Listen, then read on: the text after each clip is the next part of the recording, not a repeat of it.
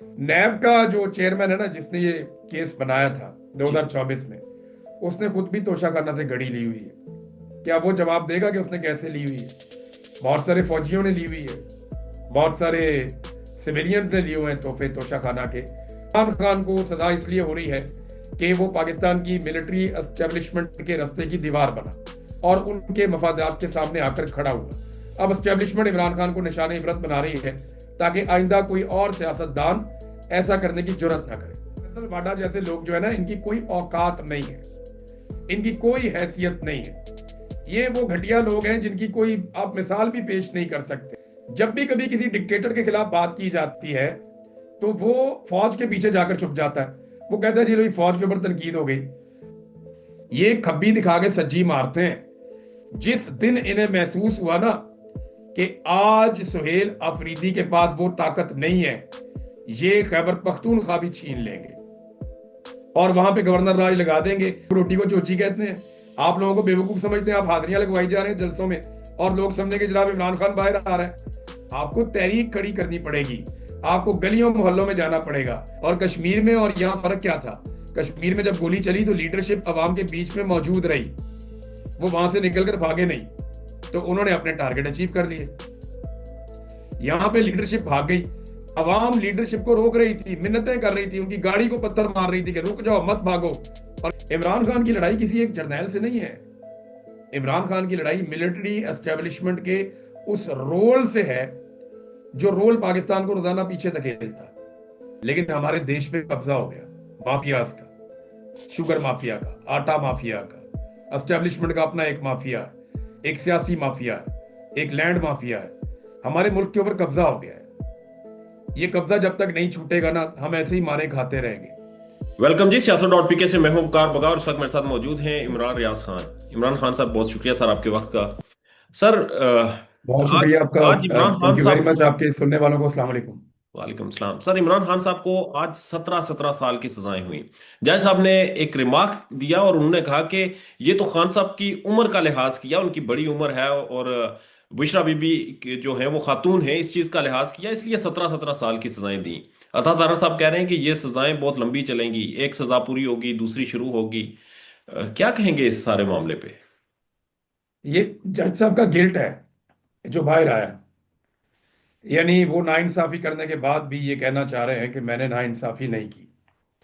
ना ये कोई अदालत है और ना ये कोई केस चलाने का तरीका है, ना ये कोई सजा सुनाने का तरीका है।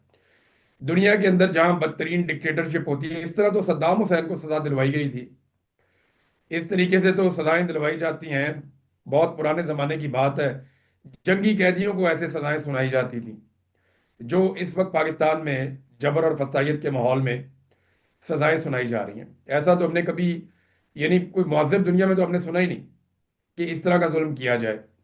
यानी इस मुल्क में वो लोग हुकूमत में बिठाए गए हैं जिन्होंने तोशाखाना के कवानीन की खिलाफ वर्जी करते हुए कानून में लिखा है कि आप गाड़ी नहीं ले सकते। जिसने गाड़ी ली और उसको इस्तेमाल किया वो सारे इक्तदार में, और जिस शख्स ने कानून के मुताबिक तोशाखाना से मामूली तोहफे लिए और वो शख्स उसकी पादाश में सजाएं काट रहा है। नैब का जो चेयरमैन है ना, जिसने ये केस बनाया था जी। 2024 में, उसने खुद भी तोशाखाना से घड़ी ली हुई है। क्या वो जवाब देगा कि उसने कैसे ली हुई है? बहुत सारे फौजियों ने ली हुई है, बहुत सारे सिविलियंस ने लिए हुए हैं तोहफे तोशाखाना के। इमरान खान अकेले को सजा क्यों हो रही है? ये दरअसल इमरान खान को सजा इसलिए नहीं हो रही कि उसने कोई जुर्म किया है, या इसलिए नहीं हो रही कि उसने कोई ऐसा काम कर दिया है जिसकी वजह से कोई मुल्क का कोई कौमी सलामती का इशू हो गया। इमरान खान को सजा इसलिए हो रही है कि वो पाकिस्तान की मिलिट्री एस्टेब्लिशमेंट के रास्ते की दीवार बना और उनके मफादात के सामने आकर खड़ा हुआ। अब एस्टेब्लिशमेंट इमरान खान को निशान इबरत बना रही है ताकि आइंदा कोई और सियासतदान ऐसा करने की जुर्रत ना करे। ठीक है सर, फैसल वाडा साहब की आज स्टेटमेंट आई और उन्होंने कहा ये तो अभी शुरुआत है, क़यामत तो बर्पा होनी है, और जो थ्रेट थी वो ये थी कि अब वहां ले जाया जाएगा जहां से कानूनी और दुनियावी रास्ते बंद हो जाएंगे, वापसी नामुमकिन हो जाएगी। इसका क्या मतलब सर? नहीं, क्या फैसल वाडा और साहब ये लोग बैठेंगे और बैठ के एक टोका पकड़ लेंगे और पाकिस्तानियों के छोटे छोटे कीमे करके टुकड़े करेंगे तो वो होगा इंतहा? वो होगी?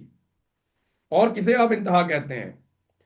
और कितना जुल्म इन्होंने करना है, औरतों को इन्होंने जेलों में बंद कर दिया, बच्चों के उन्होंने ऊपर टॉर्चर किया है।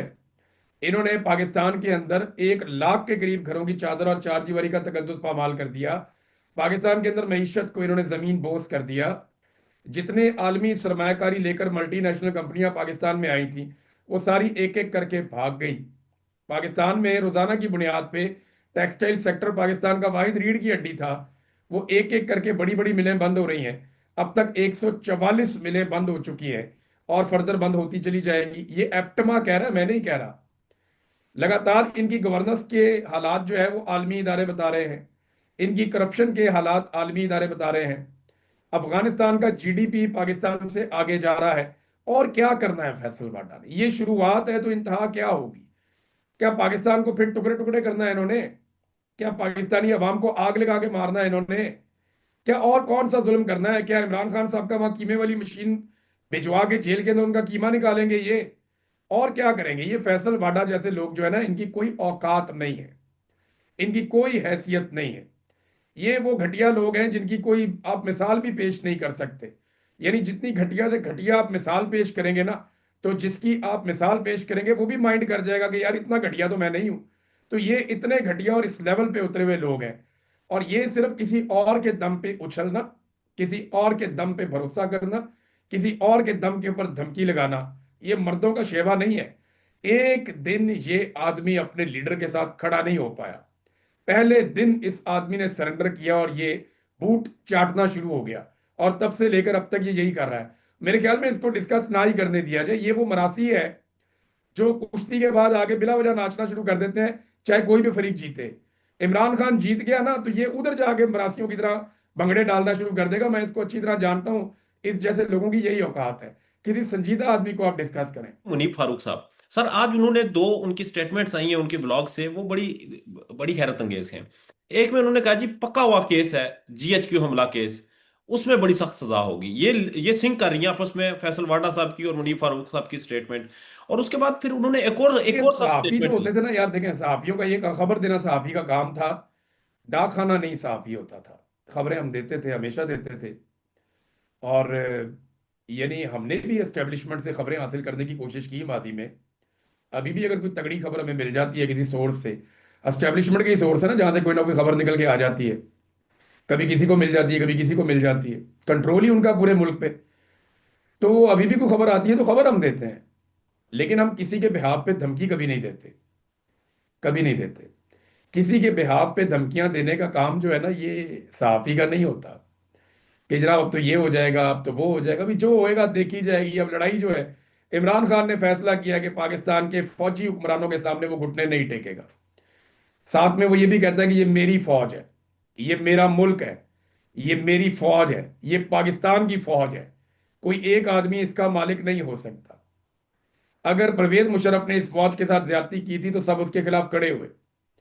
अगर जियाउल हक ने इस फौज के साथ ज्यादती की थी तो तारीख आज भी उसके खिलाफ खड़ी है।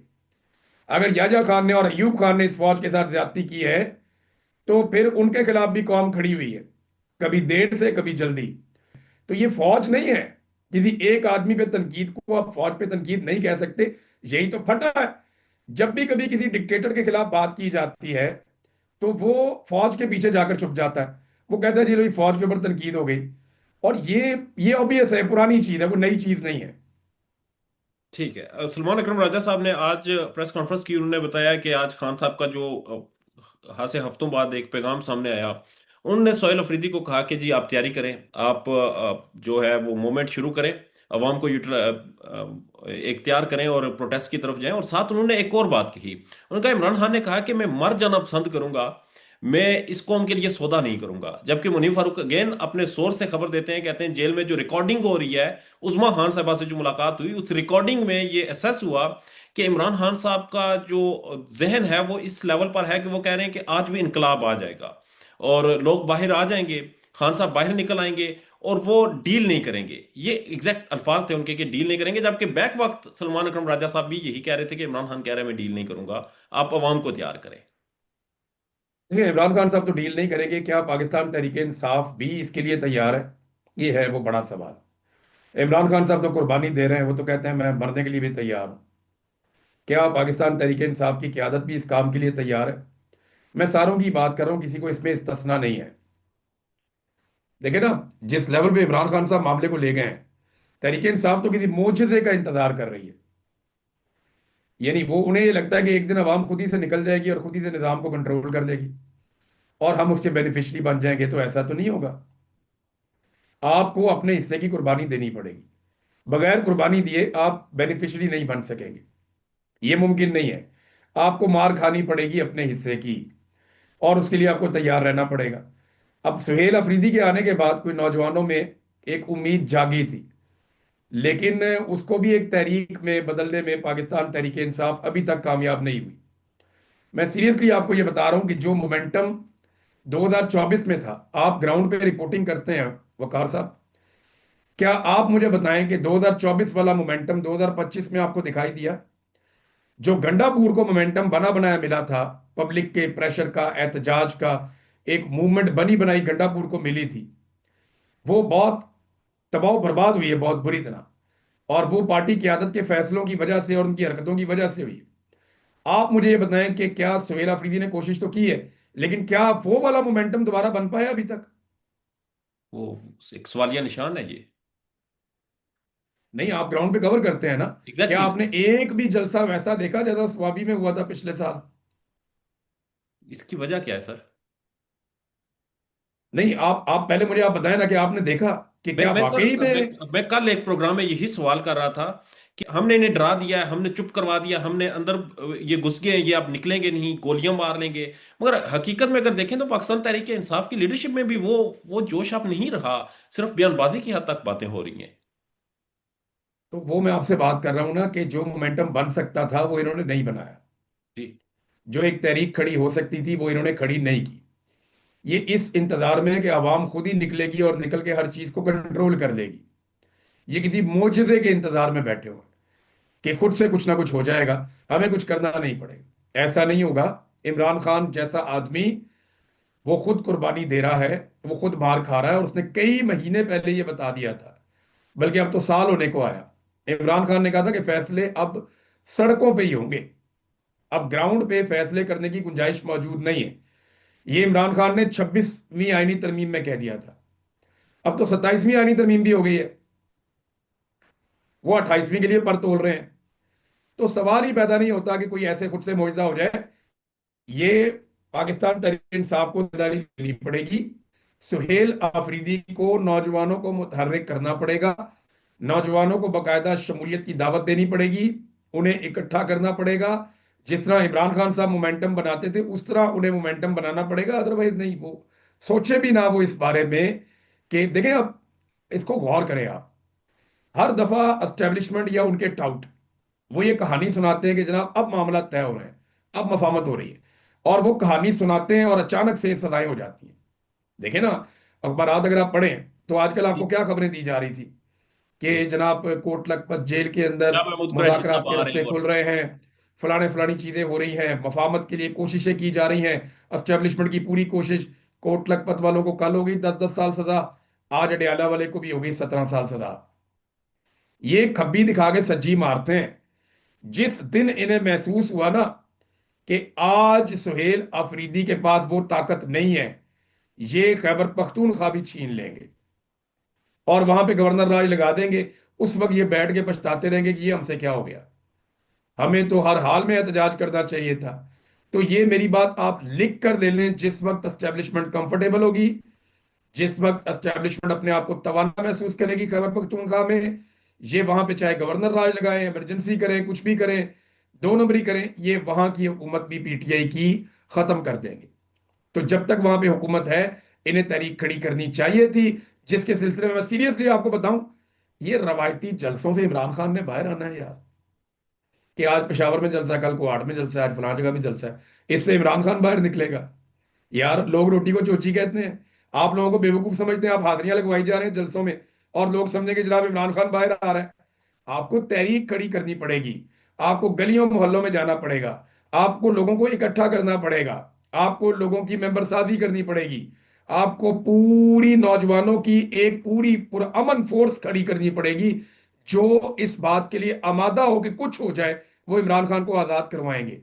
आप ये नहीं करेंगे तो फिर आप जलसा जलसा खेलते रहे, इमरान खान जेल में बंद है। तो सर यही तो कहा जा रहा है, बहुत से लोगों से पूछा कि जो एस्टेब्लिशमेंट के करीबी हैं कि खान साहब की रिहाई की कब वो घड़ी आई थी जब आपको लगा कि खान साहब हो सकता है बाहर आ जाएं, हो सकता है मामला हो जाए। उन्होंने यही कहा कि वो जो 26 नवंबर वाला आखिरी इस्लामाबाद की तरफ मार्च था, वो बड़ा फैसला कुन था।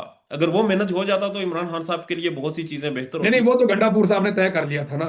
जी। गंडापुर तो इस्लामाबाद के दरवाजे भी अड़ के बैठ गया था, वो तो आगे जाता ही नहीं था। वो तो गंडापुर को धक्के मार मार के डी चौक तक लेके गए हैं नौजवान, बड़ी मुश्किलों से, जिसपे वो बड़ा सीख पा भी था कि मुझे क्यों आगे लेकर जा रहे हो, मुझे क्यों लेकर जा रहे हो। तो गंडापुर तो जाने ही नहीं चाहता था डी चौक में। और वहां से जिस तरह वो फिर भागा है, वो सारी दुनिया को पता है, लाशें छोड़ के भाग गया वो। मामला ये नहीं है कि लोग दोबारा डी चौक नहीं जाएंगे, लोग नहीं डरते यार, लोग कैसे डर जाएंगे। जलियांवाला बाग हो गया, लोग नहीं डरे। जितना कुछ आप जुल्म कर लेते हैं, लोग फॉर द टाइम बीइंग पीछे हट जाते हैं, लोग फिर आपके दोबारा गले पड़ जाते हैं। कोई नहीं डरता डरता, लोग कहाँ डरते हैं। ये पाकिस्तानी कौम है, ये ऐसे थोड़ी होगा। पूरी एक कौम है, 25 करोड़ लोगों का मुल्क है। आप 10 15 20 बंदे मार देंगे तो आपको लगेगा आपने पूरा मुल्क कंट्रोल कर लिया, ऐसे नहीं होता। लोग नहीं डरते, लीडरशिप कंप्रोमाइज हो जाती है। आप मुझे बताएं ना, पीटीआई का वो कौन सा एक वाहिद लीडर है जो कत्ल हुआ, या जिसने गोली खाई इमरान खान के अलावा? बताएं ना। कोई गोली खाने के लिए तैयार नहीं है। उस दिन डी चौक में अंधाधुंध गोलियां चल रही थी, एक भी एमएनए एमपीए सेनेटर किसी को गोली नहीं लगी, सारी गोलियां गरीबों को लग गई। तो जब तक लीडरशिप अपनी कुर्बानी देने के लिए तैयार नहीं होगी ना इमरान खान की तरह, तब तक कुछ नहीं होगा। और देखिए, अनाउंसमेंट तो, कॉल तो लीडरशिप ने देनी है। इमरान खान साहब पाकिस्तान तहरीक इंसाफ से इस हद तक मायूस हो चुके हैं कि उन्होंने कॉल देने का इख्तियार भी अपनी पार्टी से लेकर अलामा रजा नासिर अब्बास को और महमूद अचकजई को दे दिया है। सुहेल अफरीदी को वो कह रहे हैं स्ट्रीट मूवमेंट की तैयारी करो। आप मुझे ये बताएं कि स्ट्रीट मूवमेंट की तैयारी कैसे होती है? सुहेल अफरीदी साहब को इसके बारे में क्या उनका नॉलेज है, कैसे करेंगे वो? जैसे तो भाई गंडापुर। ये बहुत बड़ा बारीक काम है, दिन रात एक करना पड़ेगा, लोगों के साथ जुड़ना पड़ेगा। आपको बहुत बड़ी बड़ी टीमें बनानी पड़ेगी, हर इलाके के अंदर आपको लोगों को साथ जोड़ना पड़ेगा। आपको एग्जैक्टली पता होना चाहिए कि किस गली मोहल्ले से, किस इलाके से हमारे कितने लोग निकलेंगे, और कितने लोग कितना टाइम दे सकते हैं, हम कितने दिनों में क्या कर सकते हैं। आपको साइंटिफिकली हर डाटा, हर चीज तैयार करनी पड़ेगी, फिर जाके आप इस काबिल होंगे। ये ऐसे हवा में तो नहीं होएगा कि अचानक से कोई मुआवजा हो जाए और सारी दुनिया बाहर आ जाए। आपको अपनी ग्राउंड पे तैयारी करनी पड़ती है। आप जो मर्जी कर लें, ग्राउंड पे आपकी तैयारी नहीं है तो आप इनकलाब भी नहीं ला सकते। ठीक है। और ये जो कौमी कॉन्फ्रेंस हुई, क्योंकि इख्तियारात आपने कहा खान साहब ने जो अलामा नासिर साहब को और चकजई साहब को दिए गए, एक कौमी कॉन्फ्रेंस हो रही है, दूसरी जनब स्ट्रीट मूवमेंट की बातें हो रही हैं। इस कौमी कॉन्फ्रेंस से क्या इसका इम्पैक्ट पड़ेगा? देखें क्या फर्क पड़ेगा, मुझे बताएं ना आप। ये एक स्टेटमेंट जारी करेंगे बस, और क्या फर्क पड़ेगा? उसके बाद ये कहेंगे अब हम अगला जलसा करने जा रहे हैं कोयटा में या कराची में। परमिशन मिल गई तो वहां पे एक जलसा हो जाएगा, फिर क्या होगा? फिर क्या होगा? ये तकरीरों से, कॉन्फ्रेंस से, देखें ये जमहूरी चीजें हैं, ये जरूरी हैं।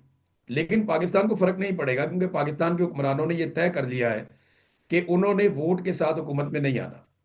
उन्होंने जूतों के तस्मों के साथ लटक के इक्तदार में आना है। और वो रास्ता उन्हें समझ आ गया। और जिनके पास जूते हैं, उन्होंने ये तय कर लिया है कि जनाब हमने इसी तरह चलाना है इस मुल्क को। तो अब आप इसमें से क्या कर सकते हैं? आप ताकत को ताकत के जरिए से कंट्रोल कर सकते हैं, आर्गुमेंट के जरिए से आप नहीं कर सकते। दलील तो एग्जैक्टली। वो आपकी सुनने के लिए तैयार ही नहीं है। इमरान रियाज साहब, आपकी इजाजत से मैं थोड़ा सा, जो मैंने एक ऑब्जर्वेशन की वो ये थी कि अगर 26 नवंबर को गोलियां चली तो वहां लोग थे, अगर कश्मीर में गोलियां चली वहां लोग थे, अगर मुरीद के में गोलियां चली वहां लोग इकट्ठे थे, अगर अडयाला के बाहर पानी फेंका जाता है तो वहां लोग होते हैं। तो ये तो चीज महसूस हो रही है कि जहां 4 6 10 100 200 बंदा इकट्ठा होता है वहां पर गवर्नमेंट एक सख्त रिएक्शन देती है, और अगर बंदे ज्यादा हों तो गोलियां भी चलाई जाती हैं। तो वजह तो सिर्फ एक ही है, जो एक ट्रिगर पॉइंट है कि लोग बाहर ना निकलें। अगर लोग बाहर निकले ना निकले तो बाकी काम ठीक है, अगर लोग निकलते यार हैं तो देखिए, 2 4 लाख बंदा बाहर निकलेगा तो गोली तो चलेगी ना। अगर बंदा ही 1 2 करोड़ बाहर आ गया तो फिर गोली कौन चलाएगा? मुझे आप ये बताएं ना। अगर पूरा पाकिस्तान ही निकल आता है, हर तरफ से लोग निकल आते हैं, फिर कौन गोली चलाएगा? है किसी में जरूरत? तो सर अगर मैं जब ग्राउंड आप निकलते ही रिपोर्टिंग करता हूँ पचास सर, हजार एक लोग लाख तो डेढ़ निकलने को लाख है तो तैयार फिर है आपके ना। ऊपर गोली चलेगी? लोग तो सर निकलने को तैयार है, आज भी आप सर्वे कर लें, हम ग्राउंड रिपोर्टिंग करते हैं, लोग तैयार है निकलने को, मगर उन्हें कॉल नहीं दी जा रही। यही बात है ना। कॉल देने से पहले आपको ग्राउंड वर्क करना पड़ता है। अभी तक इनका ग्राउंड वर्क मुकम्मल ही नहीं हुआ, ये मैं आपको बता रहा हूँ। कुछ भी नहीं हुआ। और कश्मीर में और यहाँ फर्क क्या था?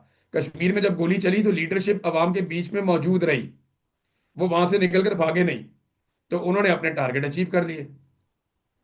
यहां पे लीडरशिप भाग गई, अवाम लीडरशिप को रोक रही थी, मिन्नतें कर रही थी, उनकी गाड़ी को पत्थर मार रही थी कि रुक जाओ मत भागो, और गंडापुर भाग गया। नतीजा आपके सामने। ठीक है, अब नेक्स्ट मूव क्या है सर खान साहब का? तो उन्होंने तो कह दिया स्टेट पावर इकट्ठी करें, इस्टेब्लिशमेंट का क्या मूड है इस वक्त? क्या आपको असेसमेंट हो रही है कि क्या करेंगे आप? लेकिन उन्हें जरूरत नहीं है कुछ करने की, अगर वो चाहें तो आप इमरान खान की जेल भी शिफ्ट कर सकते हैं, ये नॉर्मलाइज है। आप देखें ना, इमरान खान की बहनों को मारो नॉर्मल हो गया है, अब तो कोई एहतजाज भी नहीं करता इसके ऊपर। इमरान खान की बहनों को गिरफ्तार करो, मारो कुटो, लोगों को मारो, कोई एहतजाज भी नहीं करता। पीटीए के कारकुन गिरफ्तार कर लिए, कोई बात भी नहीं करता। इन्होंने नॉर्मलाइज कर दिया हर चीज को, बिल्कुल हर चीज को नॉर्मलाइज कर दिया। मसला ही कोई नहीं है, मारो कुटो, जुल्म जबर फसाइयत, आप चढ़ के रहे हैं आप अवाम के ऊपर, कोई मसला ही नहीं। देखिए ना पाकिस्तान में कितने बड़े बड़े इशू हैं, इन्होंने पूरी मईशत तबाह बर्बाद कर दी है, दहशतगर्दी कहां से कहां पहुंच गई है। आपने मुल्क की पॉलिसी तब्दील कर दी, फॉरेन पॉलिसी। आपकी फौज खुद कह रही है, यानी पाकिस्तान ये दरखास्त कर रहा है कि हम गजा में कंट्रोल करने के लिए अपनी फौज भेजना चाहते हैं। ये पेशकश पाकिस्तान ने की है मार्को रूबियो के बकौल। जी। ये तो हमने अपना काया ही पलट दी ना पूरी, जमीन और आसमान का फर्क आ गया। ये तो 180 डिग्री का चेंज है जो पाकिस्तान ने ले लिया अपनी पॉलिसी में। आप मुझे एक बात बताएं वकार साहब, कि जी। जी। फर्ज करें पाकिस्तानी फौज की जाने की ख्वाहिश है, राणा सनाउल्लाह भी कह रहे हैं, मार्को रूबियो भी कह रहे हैं, डोनाल्ड ट्रंप भी कह रहे हैं, शहबाज शरीफ ऑफर कर चुके हैं बकौल उनके। 5 नवंबर को ट्रंप का मंसूबा आता है, 14 नवंबर को उसका जवाब आता है, उन्होंने तो तस्लीम नहीं किया। 17 नवंबर को यह करारदाद पेश करके पाकिस्तान उसके हक में वोट डाल देता है, फलस्तीन भी उसको इनकार करता है, इसराइल उसका खैर मकदम करता है। तो पाकिस्तान तो खड़ा हुआ उस कैंप में जहां पे इसराइल और अमेरिका खड़े हुए, हम तो उस कैंप में ही नहीं है जहां पे गजा खड़ा हुआ है या फलस्तीनी खड़े हुए हैं।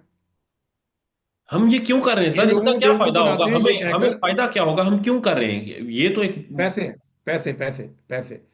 आप जब फौज भेजेंगे तो आपको बहुत पैसा मिलेगा, आपको बहुत पैसा मिलेगा इसके बदले में। और दूसरा, आपको एक इम्यूनिटी मिलेगी। आपको इम्यूनिटी ये मिलेगी, इस्तिस्ना मिलेगा कि जो मर्जी करो तुसी पाकिस्तान पाकिस्तान में आपकी हवा की तरफ भी कोई नहीं देखेगा। हम आपसे नहीं पूछेंगे कि जो दिल करता है आप पाकिस्तान में करें। एक आशीर्वाद मिल जाएगा और एक पैसा मिल जाएगा। मगर ये लेकिन पाकिस्तान मजीद डूबेगा, पाकिस्तान की नजरियाती असास मजीद कमजोर होगी, पाकिस्तान की फोर्सेस और आवाम के बीच में जो रिश्ता थोड़ा बहुत बच गया है वो भी तबाह बर्बाद हो जाएगा। ये तो सर खौफनाक है अगर ये हो जाता है तो। भाई हम तो नहीं कर रहे ना, ये तो अमेरिका कह रहा है। देखिए अमेरिका ने अब तक हमें क्या बताया, डोनाल्ड ट्रंप ने बताया कि आसिम मुनीर और शहबाज शरीफ बहुत अच्छे लोग हैं, ये मुझे कह रहे हैं कि इस मंसूबे में हम पहले दिन से आपके साथ हैं। डोनाल्ड ट्रंप ने बताया, इन्होंने तरदीद नहीं की। फिर मार्को रूबियो ने बताया कि इन्होंने कहा जी कि हम अपनी फौज खुद भेजना चाहते हैं गजा में। अच्छा, गजा में फौज क्यों भेजनी है उसके मकासद डोनाल्ड ट्रंप ने बता दिए हुए हैं पहले ही। और इसराइल उस पर बहुत खुश है कि एक मुसलमानों की फौज वहां पे होनी चाहिए जो गजा में मौजूद रहे, हमास को गैर मुसल्ला करे, हमास को उस इलाके से निकाले, वहां से बेदखल करे, हमास की हैसियत को खत्म करे। उसके मुकाबले में दूसरे ग्रुप लाए जाएं, वहां पे टेक्नोक्रेट उनका इक़्तिदार संभाला जाए, उनकी हिफाजत करे। और इसराइली सरहदों का तहफ़्फ़ुज़ करना भी इसी फौज की जिम्मेदारी होगी। ये तो उसमें लिखा हुआ है बकायदा, लिखी बड़ी बात है। ये तो कारोबार है ना। जब आप इंटरनेशनल बिजनेस में होते हैं और आप इसको बिजनेस की तरह देखते हैं, तो इसमें आपको पैसे भी मिलेंगे और आपको इम्यूनिटी भी मिलेगी, और आपको आईएमएफ भी आपको तंग नहीं करेगा, वर्ल्ड बैंक भी आपको तंग नहीं करेगा, यूरोपीय यूनियन आपके ऊपर पाबंदी नहीं लगाएगा, अकवाम मुतहदा आपके लिए परेशानी पैदा नहीं करेगा, और आप पाकिस्तान में जैसे चाहें वैसे डील करें अपनी पब्लिक के साथ, कोई प्रॉब्लम नहीं होगा। तो ये तो कोई घटिया और घाटे का सौदा तो किया नहीं इन्होंने। ठीक है सर, अब खान साहब की अगर रिहाई के ऊपर आए तो जहां आपने कहा कि उनकी बहनों के साथ जो कुछ हो रहा है, उन्हें जिस तरह से टॉर्चर किया जा रहा है, घसीटा जा रहा है, एक बड़ा तस्हीक है मेज रवैया है। जुमाइमा एक्टिव हुई, उनके बेटे एक्टिव हुए, उनकी बहनों के बैनुल अवी चैनल्स के ऊपर इंटरव्यूज हमने देखे। पार्टी तो खैर गायब है इन सारे सिनेरियो से। इसका क्या इम्पैक्ट होगा, ये जो ये वाली एक हैपनिंग है? देखें, जो इंटरनेशनल प्रेशर है वो बढ़ाने की कोशिश कर रहे हैं, लेकिन जब तक डोनाल्ड ट्रंप के बड़े अच्छे ताल्लुकात हैं तब तक तो सवाल ही पैदा नहीं होता। ये अकवाम मुतहदा को भी कंट्रोल कर लेते हैं, यूरोपीय यूनियन को भी कर लेते हैं, एमनेस्टी इंटरनेशनल, रिपोर्टें आती रहेंगी छोटी मोटी, ये ज्यादती बंद करें, वो ज्यादती बंद करें, हम मजम्मत करते हैं, ये चीजें होती रहेंगी छोटी मोटी। लेकिन इंसाफ नहीं होगा, इंसाफ नहीं होगा, क्योंकि इन्हें फ्री हैंड है। देखिए ना, जो बैन अवी प्रेशर आपके ऊपर आता है, वो आप इसलिए उस प्रेशर से मुतासिर होते हैं कि उसके नतीजे में आपके बैन अवी माली मामला मुतासिर हो जाते हैं। अब बैन अवी सतह पर सिर्फ आवाज उठाई जाती है और इस बात को इंश्योर किया जाता है कि पाकिस्तान क्योंकि हमारे मफादात के लिए काम कर रहा है, लिहाजा पाकिस्तान की मौजूदा हुकूमत को कोई माली मामलात में उस किस्म की प्रॉब्लम ना हो। हाँ, इंटरनली हम तबाह हो गए। आज पाकिस्तान की जो ग्रोथ रेट है वो अफगानिस्तान से भी पीछे है, बदकिस्मती से। और पाकिस्तान के रुपए की जो वैल्यू है वो खत्ते में सबसे नीचे है। बांग्लादेश का पैसा हमसे बेहतर है, इंडिया का हमसे बेहतर है। अफगानिस्तान का एक अफगानी रुपया जो है पाकिस्तान के 4 रुपयों से ज्यादा है। इंडियन जो है वो तकरीबन 2.5 रुपए से ऊपर हो गया उनका। वो जो टका है, जिसको हम 2 टके का एक दौर में कहा करते थे किसी शख्स को घटिया दिखाने के लिए, वो टका भी हमारे रुपए से महंगा हो गया।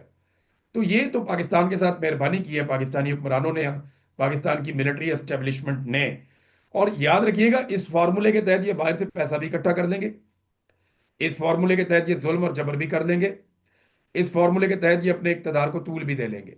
लेकिन इस फार्मूले के तहत ये पाकिस्तान को मजीद पीछे धकेल देंगे और पाकिस्तान की तरक्की का रास्ता फिर लंबे अरसे के लिए रोक देंगे। ठीक है। इमरान रियाज साहब, आखिर में मुझे सर ये बता दें कि मुझे मुझे समझा दें, मैं समझने की कोशिश कर रहा हूँ ये हालात इस लेवल पे क्यों आए। क्योंकि पाकिस्तान तहरीक इंसाफ का और स्पेशली इमरान खान साहब का जो मामला था वो तो जनरल बाजवा के साथ था। जनरल बाजवा ने रजीम चेंज करवाई, जनरल बाजवा सारी मामलात में इन्वॉल्व था। ये मामला इस लेवल पर क्यों पहुंचा? इस दरमियान बहुत दफा बातचीत की बातें हमने सुनी, जो आपने पहले भी कहा कि जैसे ही बातचीत की बात आती है ऊपर से सजा आ जाती है। हालात आज के दिन जो हैं ये क्यों हुए? ठीक। ये छुड़वाना पड़ेगा, छोड़ेंगे नहीं, ये मैं आपको बता देता हूँ।